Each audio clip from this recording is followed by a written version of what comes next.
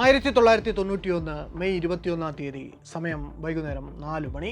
കൊളംബോയിലെ Indian ഹൈക്കമ്മീഷന്റെ റിസപ്ഷനിലെ land phone ശബ്ദിക്കുന്നു. Phone എടുക്കുന്ന റിസപ്ഷനിസ്റ്റിനോട് തെല്ല് സംഭ്രമം കലർന്ന സ്വരത്തിൽ മറുതരയ്ക്കൽ നിന്ന് ഒരു അന്വേഷണം. Rajiv Gandhi is alive. മുറിയൻ ഇംഗ്ലീഷിൽ ചോദിച്ച ആ ചോദ്യത്തിന്റെ ഉദ്ദേശം എന്ത് എന്ന് വ്യക്തമാകാത്തതുകൊണ്ടാകും റിസപ്ഷനിസ്റ്റിൽ നിന്നുണ്ടായ പ്രതികരണം എക്സ്ക്യൂസ് മീ എന്നായിരുന്നു. അപ്പോൾ വിളിച്ചയാൾ വീണ്ടും അതേ ചോദ്യം ആവർത്തിച്ചു. Rajiv Gandhi is alive. ഏറെ അസ്വാഭാവികമായ ആ ചോദ്യം കേട്ടപ്പോൾ ഒന്ന് പകച്ചു പോകുന്ന റിസപ്ഷനിസ്റ്റ് അപ്പോൾ വിളിച്ചയാളുടെ പേരെന്താണ് എന്നും എവിടെ നിന്നാണ് വിളിക്കുന്നത് എന്നും ചോദിച്ചു. മറുപടി ഒന്നും ഉണ്ടായില്ല. ഒന്നും പറയാതെ അയാൾ ഫോൺ കട്ട് ചെയ്തു.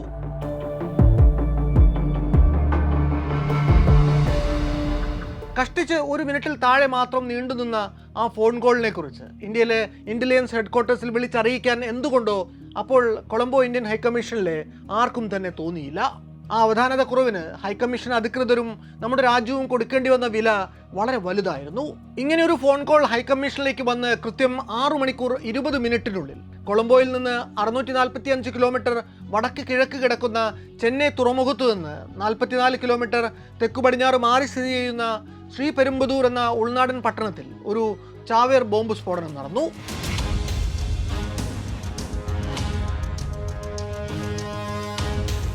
നമ്മുടെ ഇന്റലിജൻസ് സംവിധാനങ്ങളുടെ കാര്യക്ഷമതയെ തന്നെ ചോദ്യം ചെയ്ത കുറ്റാന്വേഷണ സംവിധാനങ്ങൾ മുഴുവനും തുടക്കത്തിലെങ്കിലും ഇരുട്ടിൽ തപ്പിപ്പോയ ഒരു വെൽ പ്ലാൻഡ് അസാസിനേഷൻ ആയിരുന്നു അത്. തുടർന്ന് നടന്ന 90 ദിവസങ്ങൾ നീണ്ട ഇൻവെസ്റ്റിഗേഷനും അതിൻ്റെ കൊട്ടിക്കലാശമായ കമാൻഡോ ഓപ്പറേഷനും എല്ലാം തന്നെ നമ്മുടെ രാജ്യം അന്നോളം കണ്ടിട്ടില്ലാത്ത വിധം അതിനാടകീയമായിരുന്നു. 1991 പൊതു തെരഞ്ഞെടുപ്പിൽ കോൺഗ്രസിനെ വിജയത്തിലേക്ക് നയിക്കുമെന്ന് സകലരും പ്രതീക്ഷിച്ചിരുന്ന രാജീവ് ഗാന്ധിയെ ഇല്ലായ്മ ചെയ്യാൻ ശ്രീപെരുമ്പദൂരിലെ തിരഞ്ഞെടുപ്പ് റാലിക്കിടെ തമിഴ് പുലികൾ നടത്തിയ ചാവേർ ബോംബാക്രമണത്തിന്റെ കഥ.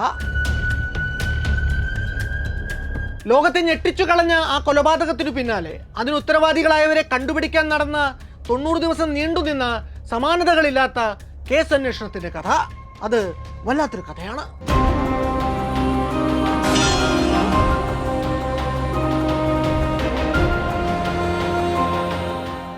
രാജീവ് ഗാന്ധി കൊല്ലപ്പെട്ട അന്ന് രാത്രി നടന്ന കാര്യങ്ങൾ വളരെ വിശദമായി തന്നെ പരാമർശിക്കുന്ന നിരവധി സോഴ്സുകൾ നമുക്ക് മുന്നിലുണ്ട്. അന്ന് ആ കേസ് അന്വേഷിച്ച DR കാർത്തികേയൻ, രാധാ വിനോദ് രാജു എന്നിവർ ചേർന്നെഴുതിയ triumph of truth, the Rajiv Gandhi assassination, the investigation എന്ന പുസ്തകം അക്കൂട്ടത്തിലൊന്നാണ്. ഇന്ത്യ ടുഡേക്ക് വേണ്ടി രാജീവ് ഗാന്ധി വധക്കേസിന്റെ ഏറ്റവും മികച്ച റിപ്പോർട്ടുകൾ എഴുതിയ പത്രപ്രവർത്തകനായിരുന്ന അനിരുദ്ധ മിത്ര എഴുതിയ 90 Days the true story of the hunt for Rajiv Gandhi assassins എന്ന പുസ്തകവും അതിനെ ആധാരമാക്കി നാഗേഷ് കുക്കുനൂർ സംവിധാനം ചെയ്ത സോണി ലിവിൽ സ്ട്രീം ചെയ്യുന്ന ദ ഹണ്ട് എന്ന 7 എപ്പിസോഡുകളുള്ള വെബ് സീരീസും ഏറെക്കുറെ യഥാതഥമായി തന്നെ ഈ സംഭവങ്ങളെ അടയാളപ്പെടുത്തുന്നതാണ്. 1991 മെയ് 21 രാത്രി 8 മണി. സ്ഥലം മീനമ്പാക്കം ഓൾഡ് എയർപോർട്ട്. ചെന്നൈ മദ്രാസ് ആയിരുന്ന കാലം. കോൺഗ്രസിൻ്റെ തമിഴ്നാട് ഘടകം സീനിയർ നേതാക്കളിൽ ഒരാളായിരുന്ന മരകതം ചന്ദ്രശേഖർ എന്ന വയോധിക രാജീവ് ഗാന്ധിയുടെ വരവും കാത്തുകൊണ്ട് എയർപോർട്ടിൻ്റെ അറൈവൽ സെക്ഷന് മുന്നിൽ നിൽക്കുകയാണ്. അവർക്കൊപ്പം അന്ന് തമിഴ്നാട് കോൺഗ്രസ് പ്രസിഡന്റ് വാഴപ്പാടി രാമമൂർത്തി, മുൻ പ്രസിഡന്റ് GK മൂപ്പനാർ എന്നിവരും ഉണ്ടായിരുന്നു. മദ്രാസിൽ നിന്ന് ഏതാണ്ട് 50 കിലോമീറ്റർ തെക്കു പടിഞ്ഞാറ് കിടക്കുന്ന ശ്രീപെരുമ്പദൂർ പാർലമെന്ററി മണ്ഡലത്തിൽ നിന്നുള്ള കോൺഗ്രസ് സ്ഥാനാർത്ഥിയാണ് ഒരു കാലത്ത് രാജീവിൻ്റെ അമ്മ ഇന്ദിരാഗാന്ധിയുടെ വിശ്വസ്ത അനുയായിയായിരുന്ന മരകതം ചന്ദ്രശേഖർ. അതുകൊണ്ടുകൂടിയാണ് രാജീവ് തൻ്റെ ദക്ഷിണേന്ത്യൻ തിരഞ്ഞെടുപ്പ് പ്രചാരണ റാലിയുടെ അവസാന വേദിയായി ശ്രീപെരുമ്പദൂരിനെ തിരഞ്ഞെടുത്തത്. ഈ കൂട്ടത്തിൽ നിന്നൊരൽപ്പം മാറി രാജീവ് ഗാന്ധിയുടെ പേഴ്സണൽ സെക്യൂരിറ്റി ടീം നിൽപ്പുണ്ടായിരുന്നു. സ്റ്റേറ്റ് പോലീസിന്റെ സ്പെഷ്യൽ ബ്രാഞ്ചിനായിരുന്നു സുരക്ഷാ ചുമതല. രാജീവ് ഗാന്ധി അപ്പോൾ പ്രധാനമന്ത്രി അല്ലായിരുന്നുവെങ്കിലും നിരവധി ഭീകര സംഘടനകളിൽ നിന്ന് വധഭീഷണി പല കാലങ്ങളിൽ ഉണ്ടായിരുന്നതുകൊണ്ട് അദ്ദേഹത്തിന് പോകുന്നിടത്തെല്ലാം പ്രാഥമിക സുരക്ഷാ കവർ അന്നുണ്ടായിരുന്നു. ദില്ലിയിൽ നിന്ന് എത്തിച്ചേർന്ന അദ്ദേഹത്തിൻ്റെ personal security officer PK Gupta special branch ടീമിനൊപ്പം അപ്പോൾ ചേരുന്നു. വിശാഖപട്ടണത്തു നിന്നും ഏത് നിമിഷവും എത്തിച്ചേരാനിരുന്ന രാജീവ് ഗാന്ധിയെ കാത്ത് അവർ അവിടെ നിന്നു. മെയ് 20 ദില്ലിയിൽ നിന്നായിരുന്നു ആ പ്രചാരണ യാത്രയുടെ തുടക്കം. ദില്ലി ഫ്ലൈയിങ് ക്ലബിൽ നിന്ന് കോൺഗ്രസ് പാർട്ടി വാടകയ്ക്കെടുത്ത കിങ് എയർ വിമാനത്തിലാണ് ഒറീസ, ആന്ധ്ര, തമിഴ്നാട്, കർണാടക എന്നീ സംസ്ഥാനങ്ങളിലെ ചില തെരഞ്ഞെടുത്ത മണ്ഡലങ്ങൾ ചുറ്റിക്കറങ്ങിയുള്ള തൻ്റെ പര്യടനം രാജീവ് പ്ലാൻ ചെയ്തത്. 22-ാം തീയതി തിരികെ ദില്ലിയിലെത്താനായിരുന്നു അദ്ദേഹത്തിൻ്റെ പ്ലാൻ. വിശാഖപട്ടണത്തു നിന്ന് ചെന്നൈയിലേക്ക് ടേക്ക് ഓഫ് ചെയ്യാൻ നിമിഷങ്ങൾ മാത്രം അവശേഷിക്കെ ആ വിമാനത്തിൻ്റെ പൈലറ്റായ ക്യാപ്റ്റൻ ചന്ദോക് രാജീവ് ഗാന്ധി ഒരു നിർണായക വിവരം അറിയിക്കുന്നു. പ്ലെയിനിൻ്റെ കമ്മ്യൂണിക്കേഷൻ സിസ്റ്റത്തിന് എന്തോ തകരാറ് സംഭവിച്ചിരിക്കുന്നു. ഇന്ത്യൻ എയർലൈൻസിൽ പൈലറ്റായി ദീർഘകാലം ജോലി ചെയ്ത് പരിചയമുള്ള രാജീവ് ഗാന്ധി നേരിട്ട് കോക്പിറ്റിൽ ചെന്ന് കമ്മ്യൂണിക്കേഷൻ സംവിധാനങ്ങൾ പരിശോധിച്ചുവെങ്കിലും അദ്ദേഹത്തിനും പ്രശ്നം പരിഹരിക്കാൻ സാധിക്കുന്നില്ല. അതോടെ അന്ന് രാത്രി വിശാഖപട്ടണത്ത് തങ്ങാൻ അദ്ദേഹം തീരുമാനിക്കുന്നു. ചെന്നൈ ശ്രീപെരുമ്പുദൂരിലെ അന്നത്തെ പ്രോഗ്രാം ക്യാൻസൽ ചെയ്ത് അന്ന് വിശാഖപട്ടണത്ത് തങ്ങിയിരുന്നുവെങ്കിൽ രാജീവ് ഗാന്ധി എന്ന മനുഷ്യൻ്റെ ജീവിതം തന്നെ ഒരുപക്ഷെ മറ്റൊരു വിധത്തിലായിരുന്നേനെ. പക്ഷെ വിധിഹിതം അങ്ങനെ ആയിരുന്നില്ല. വിമാനത്തിൻ്റെ കമ്മ്യൂണിക്കേഷൻ സിസ്റ്റം കേടായതിൻ്റെ പേരിൽ യാത്ര റദ്ദാക്കി വിമാനത്താവളത്തിൽ നിന്നിറങ്ങി കാറിൽ ഹോട്ടലിലേക്ക് പുറപ്പെട്ട രാജീവ് ഗാന്ധിയെ യാത്രയ്ക്കിടെ അദ്ദേഹത്തെ അനുഗമിച്ച പോലീസ് ജീപ്പ് തടഞ്ഞു നിർത്തി. വിമാനത്തിൻ്റെ തകരാറിലായ കമ്മ്യൂണിക്കേഷൻ സംവിധാനം പുനഃസ്ഥാപിക്കപ്പെട്ടിരിക്കുന്നു. വേണമെങ്കിൽ മദ്രാസിലേക്കുള്ള യാത്ര തുടരാം. ആ വിവരം അറിഞ്ഞപാടെ രാജീവ് ഗാന്ധി നിന്ന നിൽപ്പിന് വണ്ടി തിരിച്ച് തിരികെ എയർപോർട്ടിലേക്ക് മടങ്ങി. മറ്റൊരു വണ്ടിയിൽ മുംബൈ പോയ അദ്ദേഹത്തിൻ്റെ personal security officer OP Sagar ഇതറിയാതെ മുന്നോട്ട് പോയി. രാജീവ് ഗാന്ധി അയാളെ കൂട്ടാതെ തന്നെ മദ്രാസിന് വിമാനം പിടിക്കുകയും ചെയ്തു. കമ്മ്യൂണിക്കേഷൻ പ്രശ്നം പരിഹരിക്കപ്പെട്ടതിൻ്റെ സന്തോഷത്തിൽ സാക്ഷാൽ രാജീവ് ഗാന്ധി തന്നെയാണ് അന്ന് ആ വിമാനം പറത്തുന്നത്. ആ ചോട്ടി തൻ്റെ ജീവിതത്തിലെ അവസാനത്തെ വിമാനയാത്രയാകുമെന്ന് രാജീവ് ഗാന്ധി അപ്പോൾ ചിന്തിച്ചിട്ട് പോലും ഉണ്ടാവില്ല. ആ വിമാനം രാത്രി ഏതാണ്ട് 8:20 മദ്രാസ് മീനമ്പാക്കം വിമാനത്താവളത്തിൽ ലാൻഡ് ചെയ്തു. അവിടെ കാത്തുനിന്ന security officer PK Gupta, Marakatham Chandrasekhar, Ramamurthy, Moopanar എന്നിവർക്കൊപ്പം രാജീവ് ഗാന്ധി തൻ്റെ ബുള്ളറ്റ് പ്രൂഫ് കാറിൽ കയറി ശ്രീപെരുമ്പുദൂർ ലക്ഷ്യമിട്ട് യാത്ര തുടങ്ങി. അവരിങ്ങനെ മീനമ്പാക്കം എയർപോർട്ടിൽ നിന്ന് ശ്രീപെരുമ്പുദൂരിലേക്ക് NH4 കുതിച്ചു പാഞ്ഞുകൊണ്ടിരിക്കുമ്പോൾ അവിടെ സമ്മേളനം നടക്കേണ്ട വേദിക്കരികിൽ തയ്യാറെടുപ്പുകൾ അവസാന ഘട്ടത്തിലായിരുന്നു. മരകതം ചന്ദ്രശേഖറിൻ്റെ വലങ്കൈയായ ലോക്കൽ കോൺഗ്രസ് ലീഡർ AJ ദാസിനായിരുന്നു അന്നത്തെ പരിപാടി സംഘടിപ്പിക്കുന്നതിൻ്റെ പരിപൂർണ ഉത്തരവാദിത്തം. ഗ്രാൻഡ് വെസ്റ്റേൺ ട്രങ്ക് റോഡിൻ്റെ പടിഞ്ഞാറ് കിടക്കുന്ന ഒരു അമ്പലപ്പറമ്പിലായിരുന്നു ആ യോഗത്തിന് വേണ്ട വേദിയും സദസ്സും ഒക്കെയും കെട്ടിയിരുന്നത്. വരുംവഴി റോഡരികിലുള്ള ഇന്ദിരാ പ്രതിമയിൽ രാജീവ് ഗാന്ധി ഒരു ഹാരം ചാർത്തും. അതിനുശേഷം നേരെ വേദിയിലെത്തി പ്രസംഗിച്ചു മടങ്ങും. ഇതായിരുന്നു പ്ലാൻ. റോഡിൽ നിന്ന് വേദി വരെ ചുവപ്പ് പരവതാനി വിരിച്ചിട്ടുണ്ട്. കാറിൽ നിന്ന് ഇറങ്ങി അതിലൂടെ നടന്നു വേണം രാജീവിന് സ്റ്റേജിനോട് ചേർന്നുള്ള റെഡ് കാർപ്പറ്റ് ഏരിയയിലേക്ക് എത്തിച്ചേരാൻ. അവിടെ കാത്തു നിൽക്കുന്ന തമിഴ്നാട് കോൺഗ്രസിലെ ചില തെരഞ്ഞെടുക്കപ്പെട്ട നേതാക്കൾ അദ്ദേഹത്തെ ഹാരമണിയിച്ച് സ്വീകരിക്കും. ശേഷം സ്റ്റേജിലേക്ക് കയറി ജനങ്ങളോട് മരകതം ചന്ദ്രശേഖറിന് വേണ്ടി വോട്ട് ചോദിച്ച ശേഷം രാജീവ് ഗാന്ധി തിരികെ ചെന്ന് കാറിൽ കയറി മദ്രാസിന് മടങ്ങും എന്നതായിരുന്നു അന്നത്തെ രാത്രിയിലെ പ്ലാൻ. AJ ദാസ് കൊടുത്ത രാജീവ് ഗാന്ധിയെ കാണാൻ വേണ്ട സെക്യൂരിറ്റി ക്ലിയറൻസ് ഉള്ളവരുടെ ലിസ്റ്റ് നോക്കി അവർ മാത്രമേ ഈ റെഡ് കാർപ്പറ്റ് ഏരിയയിലേക്ക് കടക്കുന്നുള്ളൂ എന്ന് ഉറപ്പുവരുത്തേണ്ടത് സുരക്ഷയ്ക്ക് വേണ്ടി ഡിപ്ലോയ് ചെയ്യപ്പെട്ടിട്ടുള്ള സബ് ഇൻസ്പെക്ടറാണ്. ദാസ് കൊടുത്ത ആ ലിസ്റ്റിൽ ആകെ ഇടം പിടിച്ചിട്ടുള്ളത് 23 പേരാണ്. ഒരു ലോക്കൽ കോൺഗ്രസ് പ്രവർത്തകയായ ലതാ കണ്ണനും അവരുടെ മകൾ കോകില എന്ന 10 വയസ്സുകാരിയും ഒഴികെ മറ്റെല്ലാവരും പുരുഷന്മാരാണ്. അവരൊക്കെയും കാത്തിരിക്കുന്നത് രാജീവ് ഗാന്ധിയെ സ്റ്റേജിൽ കയറി ഹാരമണിയിക്കാൻ വേണ്ടിയാണ്. കോകില എത്തിയിരിക്കുന്നത് തമിഴിൽ അവളുടെ മുത്തച്ഛൻ എഴുതി അവൾ ഹിന്ദിയിലേക്ക് വിവർത്തനം ചെയ്ത ഒരു കവിതയും കൊണ്ടാണ്. കഴിഞ്ഞ മാസം അതവൾ രാജീവ് ഗാന്ധിക്ക് അയച്ചു കൊടുത്തിരുന്നു. ഇന്നിവിടെ വരുമ്പോൾ നേരിട്ട് ആ ഹിന്ദി കവിത അവൾക്ക് രാജീവ് ഗാന്ധിയെ ചൊല്ലിക്കേൾപ്പിക്കണം. ആ കുരുന്നുമോഹത്തിൻ്റെ സാക്ഷാത്കാരത്തിനു വേണ്ടിയായിരുന്നു കോകിലയുടെ കാത്തിരിപ്പ്. അവളുടെ അമ്മ ലതാ കണ്ണൻ മാസങ്ങൾക്ക് മുമ്പ് മാത്രം കോൺഗ്രസിൽ ചേർന്ന ഒരു പ്രവർത്തകയാണ്. തനിക്കും മകൾക്കും രാജീവ് ഗാന്ധിയെ നേരിൽ കാണാനുള്ള അപൂർവ അവസരം സിദ്ധിച്ചതിൻ്റെ സന്തോഷത്തിലായിരുന്നു അവരപ്പോൾ. ലതാ കണ്ണൻ്റെ തൊട്ടു പിന്നിലായി അപ്പോൾ മറ്റൊരു കന്നഡക്കാരി പെൺകുട്ടി കൂടി നിൽക്കുന്നുണ്ടായിരുന്നു. ഓറഞ്ച് കളർ ചുരിദാറും പച്ച ഷോളും ധരിച്ച് കയ്യിലൊരു ചന്ദനഹാരവും പിടിച്ച് നിൽക്കുന്ന ആ പെൺകുട്ടി ലതാ കണ്ണൻ്റെയും മകൾ കോകിലയുടെയും കൂടെ നിൽക്കുന്നത് സത്യം പറഞ്ഞാൽ ആരും അപ്പോൾ ശ്രദ്ധിച്ചില്ല. അല്പനേരം മുമ്പ് മാത്രമാണ് ഈ പെൺകുട്ടി പ്രദേശത്തെ ഒരു ലോക്കൽ ഫ്രീലാൻസ് ന്യൂസ് ഫോട്ടോഗ്രാഫറായിട്ടുള്ള ഹരി ബാബുവിൻ്റെയും മറ്റു 3 പേരുടെ സാരി ഉടുത്ത വേറെ 2 സ്ത്രീകളും പിന്നെ വെള്ള നിറത്തിലുള്ള കുർത്ത പൈജാമ ധരിച്ച ഒരു കന്നഡക്കാരനുമൊപ്പം ലതാ കണ്ണനെ അടുത്തെത്തുന്നത്. AJ ദാസിനോട് മകൾ കോകിലയ്ക്ക് രാജീവ് ഗാന്ധിയെ നേരിട്ട് കണ്ട് കവിത ചൊല്ലിക്കേൾപ്പിക്കാൻ വേണ്ട അനുമതി ചോദിക്കുകയായിരുന്നു ലതയപ്പോൾ. കൂട്ടത്തിൽ സാരി ഉടുത്തു വന്ന സ്ത്രീകളിൽ ഒരാളാണ് ലതയോട് അവരുടെ ആവശ്യം പറയുന്നത്. അവരുടെ കൂടെയുള്ള കന്നഡക്കാരിക്ക് രാജീവ് ഗാന്ധിയെ ചന്ദനഹാരം ചാർത്തണമെന്നുണ്ട്. സ്റ്റേജിനടുത്തുള്ള ബാരിക്കേഡഡ് റെഡ് കാർപ്പറ്റ് ഏരിയയ്ക്ക് തൊട്ടു പുറത്തായി പോലീസിൽ നിന്ന് ക്ലിയറൻസ് കിട്ടിയ കോകിലയും ലതാ കണ്ണനും രാജീവ് ഗാന്ധിയുടെ വരവും കാത്തു നിന്നപ്പോൾ ഈ ആവശ്യവും പറഞ്ഞുകൊണ്ട് കന്നഡക്കാരിയും മാലയും പിടിച്ചുകൊണ്ട് അവരുടെ കൂടെ തന്നെ വന്നു നിൽപ്പായി. ഇവരുടെ കൂടെ വന്ന സാരി ധരിച്ച ബാക്കി 2 പേരും നേരെ പോയി സ്ത്രീകൾക്ക് വേണ്ടി സജ്ജീകരിച്ച പവലിയനിലേക്ക് കയറിയിരുന്നു. ഹരിബാബു ആകട്ടെ തൻ്റെ കയ്യിലെ ചിനോൺ ക്യാമറയുടെ വ്യൂ ഫൈൻഡറിലൂടെ ആ വൈകുന്നേരത്തെ ആദ്യത്തെ ചിത്രം ക്ലിക്ക് ചെയ്തു. കോകില കണ്ണടയിട്ട സൽവാർകാരി, ലതാ കണ്ണൻ, പിന്നെ കയ്യിലൊരു നോട്ട് പാഡും പിടിച്ചുകൊണ്ട് നിൽക്കുന്ന വെള്ളയും കുർത്ത പൈജാമ ധരിച്ച ഒരു കന്നഡക്കാരൻ. ആ ഫോട്ടോ എടുത്ത ശേഷം ഹരിബാബു തിരിഞ്ഞ് സ്ത്രീകളിരിക്കുന്ന പവലിയൻ്റെ ഒരു ഫോട്ടോ കൂടി എടുക്കുന്നു. അവിടെ ഒരുപാട് സ്ത്രീകൾ ഉണ്ടായിരുന്നുവെങ്കിലും ഹരിബാബുവിൻ്റെ കൂടെ വന്ന 2 സ്ത്രീകൾ ആ കൂട്ടത്തിൽ ഇരിക്കുന്നത് ഉടുത്തിരുന്ന മോഡേൺ സാരി കണ്ടാൽ വേറിട്ട് തന്നെ അറിയാം. ലൊക്കേഷനിൽ വന്നെത്തിയ സ്ത്രീകളുടെ തിരക്ക് നിയന്ത്രിക്കാൻ വേണ്ടി മാത്രമായാണ് സബ് ഇൻസ്പെക്ടർ അനസൂയ മറ്റൊരു ലേഡി കോൺസ്റ്റബിളിൻ്റെ ഒപ്പം വേദിക്ക് ചൂടെയുള്ള റെഡ് കാർപ്പറ്റ് ഏരിയയിൽ ഡിപ്ലോയ് ചെയ്യപ്പെട്ടത്. അവരുടെ കയ്യിൽ മെറ്റൽ ഡിറ്റക്ടറോ മറ്റ് പരിശോധനാ ഉപാധികളോ ഒന്നും ഉണ്ടായിരുന്നില്ല.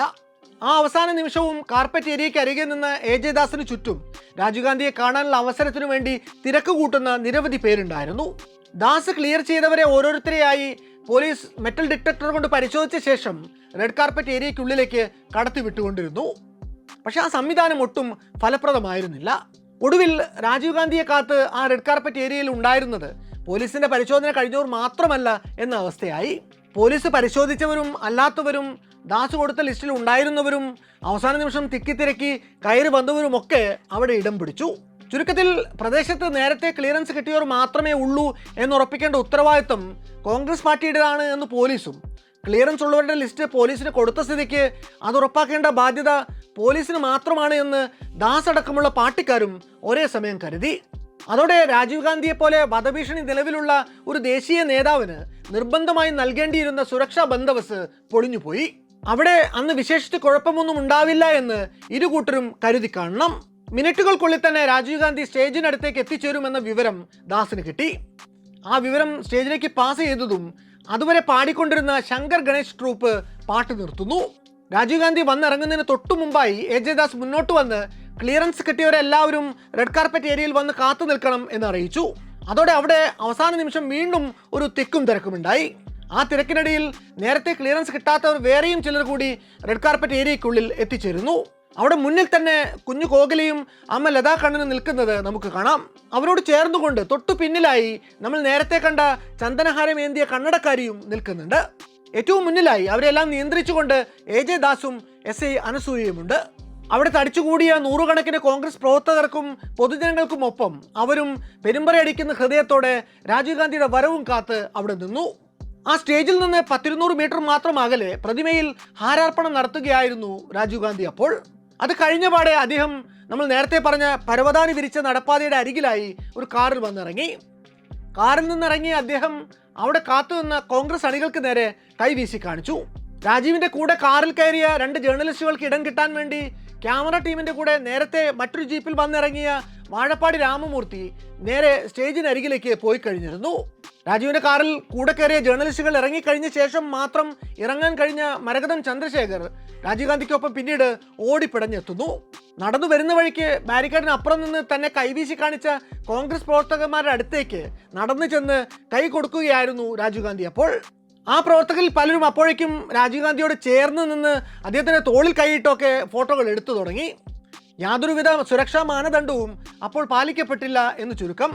അങ്ങനെ സ്റ്റേജിലേക്കുള്ള വഴിയിൽ തുടർച്ചയായി പലതവണ നിന്നും പ്രവർത്തകരോട് അടുത്തിടപഴകുകയും ചെയ്തുകൊണ്ടിരുന്ന രാജീവ് ഗാന്ധി പതുക്കെ നടന്നൊടുവിൽ സ്റ്റേജിന് തൊട്ടു താഴെയുള്ള ഈ റെഡ് കാർപ്പറ്റ് ഏരിയയിലേക്ക് എത്തിച്ചേരുന്നു.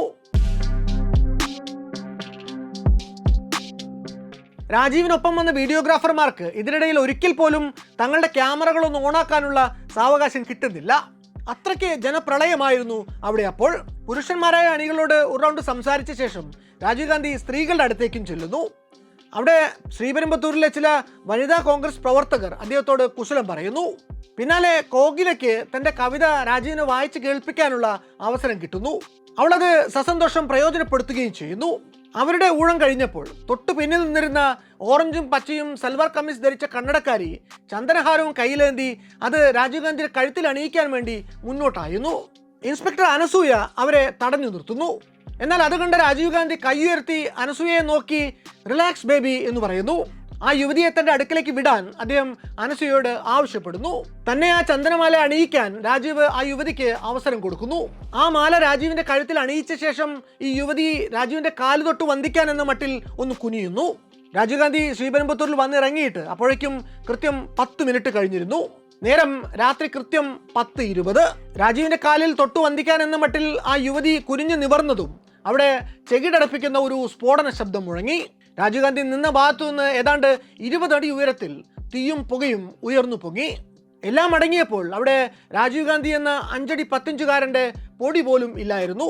ചുറ്റിനും ചോരയും ചിതറിത്തെറിച്ച എല്ലും മാംസ കഷ്ണങ്ങളും മാത്രം. അന്തരീക്ഷത്തിൽ ചോരയുടെയും വിയർപ്പിന്റെയും സ്ഫോടക വസ്തുക്കളുടെയും മിശ്രഗന്ധം പരന്നു. നേരത്തെ അവിടെ രാജീവ് ഗാന്ധിയെ ചുറ്റിപ്പറ്റി നിന്നിരുന്ന അദ്ദേഹത്തെ മാലയണിച്ച കന്നടക്കാരി, ക്യാമറമാൻ ഹരിബാബു, ലതാ കണ്ണൻ, മകൾ കോകില, രാജീവ് ഗാന്ധിയുടെ personal security officer PK Gupta, ജില്ലാ പോലീസ് മേധാവി മുഹമ്മദ് ഇക്ബാൽ, സുരക്ഷാ ചുമതലയിൽ ഉണ്ടായിരുന്ന മറ്റു പോലീസുകാർ, പ്രദേശത്തെ ചില കോൺഗ്രസ് നേതാക്കൾ എന്നിങ്ങനെ 15 പേർ ആ സ്ഫോടനത്തിൽ കൊല്ലപ്പെട്ടു. ഒച്ചയും ബഹളവും ഒന്ന് അടങ്ങിയപ്പോൾ സ്വബോധം തിരിച്ചു കിട്ടിയവരിൽ ഭൂരിഭാഗത്തിൻ്റെയും ആദ്യത്തെ പ്രതികരണം ദേഹത്തേറ്റ പരിക്കുകൾ വകവയ്ക്കാതെ സ്പോട്ടിൽ നിന്ന് എത്ര ദൂരേക്ക് ഓടിപ്പോകാമോ അത്രയും ദൂരേക്ക് ഓടി രക്ഷപ്പെടുക എന്നതായിരുന്നു. എന്നാൽ ചുരുക്കം ചിലർക്ക് മനസാന്നിധ്യം വീണ്ടെടുക്കാനായി.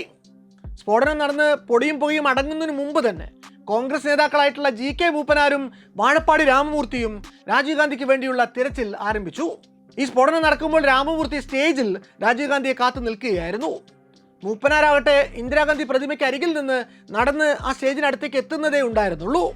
അതുകൊണ്ട് തന്നെ ഇവർക്ക് കാര്യമായ പരിക്കൊന്നും പറ്റിയിരുന്നില്ല. സ്ഫോടനം നടന്നിടത്ത് ഒന്ന് തിരഞ്ഞു നോക്കിയപ്പോഴേക്കും അവർക്ക് ആ ദൗർഭാഗ്യകരമായിട്ടുള്ള സത്യം തിരിച്ചറിയാനായി.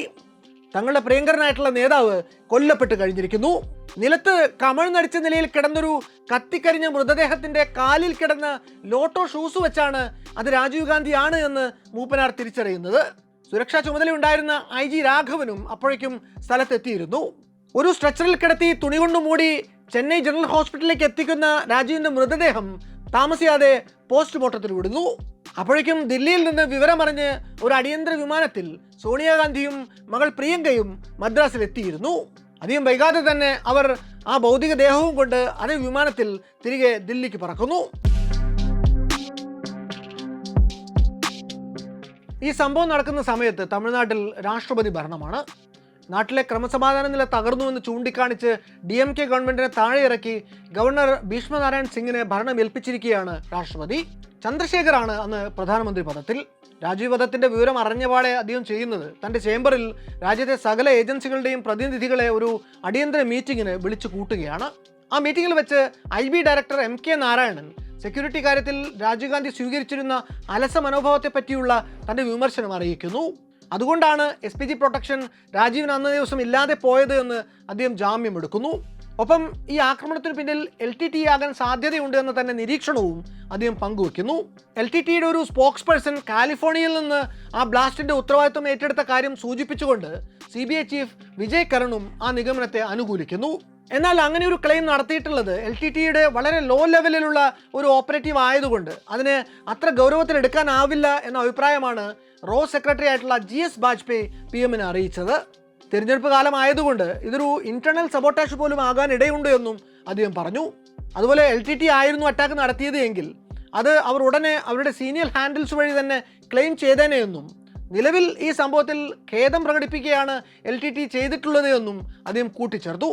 ചുരുക്കത്തിൽ ഈ ഒരു ആക്രമണത്തിന് പിന്നിൽ ആരാണ് എന്ന് യാതൊരു നിശ്ചയവും ഇല്ലാത്ത അവസ്ഥയിൽ CBI ചീഫായിട്ടുള്ള വിജയ് കിരൺ അന്നത്തെ CRPF DGP KPS ഗിൽ വഴിക്ക് CRPFന്റെ സദേൺ സെക്ടർ IG ആയിരുന്ന DR കാർത്തികേയൻ എന്ന മിടുമിടുക്കനായ ഒരു അന്വേഷണ ഉദ്യോഗസ്ഥന്റെ നേതൃത്വത്തിൽ ഒരു സ്പെഷ്യൽ ഇൻവെസ്റ്റിഗേഷൻ ടീം ഇതിനുവേണ്ടി രൂപീകരിക്കുന്നു.